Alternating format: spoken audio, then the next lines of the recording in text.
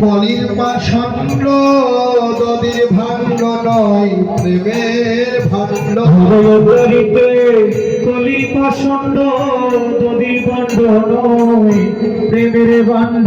আচ্ছা, অষ্টপ্রহর লীলা কীর্তন সম্পূর্ণ কারণ আনাইলা দদির ভাণ্ড শ্রী সচিনন্দ। প্রথম বললেন দদির ভাণ্ড, এরপরে বললেন প্রেমের ভাণ্ড। দদির ভাণ্ড কেমন করে হলো?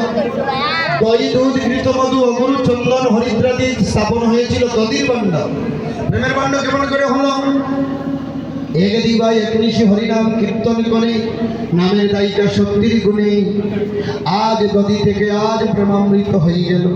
তাই দদির ভাণ্ড নয় প্রেমের ভাণ্ড। দদির ভাণ্ড নয় প্রেমের ভাণ্ড। অগয় উদ্ধারিতে কলির পাষণ্ড দদির ভাণ্ড নয় প্রেমের ভাণ্ড।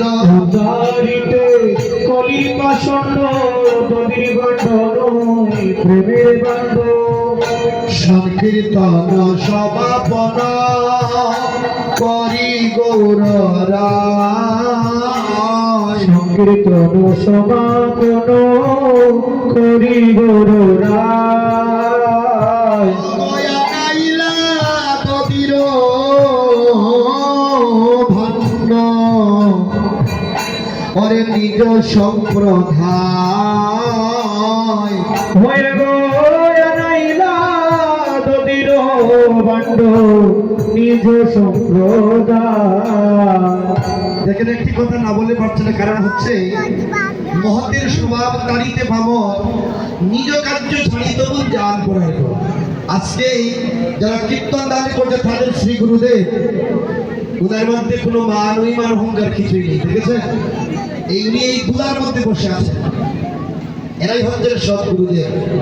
শাস্ত্রে বলছে মহতের স্বভাব তারিতে এই পুরো মান অভিমান অহংকার নিয়ে এরাই শ্রী গুরুদেব। দেখে, উনি তো গুরু আসনে বসতে পারেন, সুপার মধ্যে বসতে পারতেন।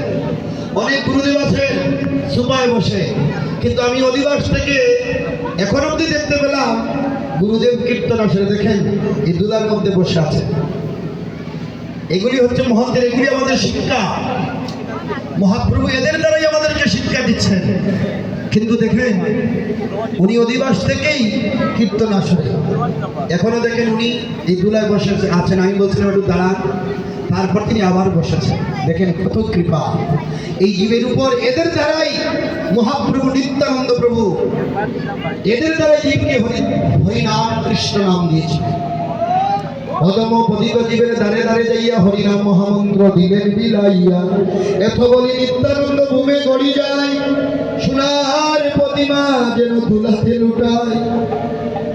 যাদের মান অভিমান অহংকার কিছু নেই, নির্যুগানন্দ তারাই নিত্যান। তাই আজ মহাপ্রভু কি করলেন দেখেন, সংকীর্তন সমাপন করি গৌররা।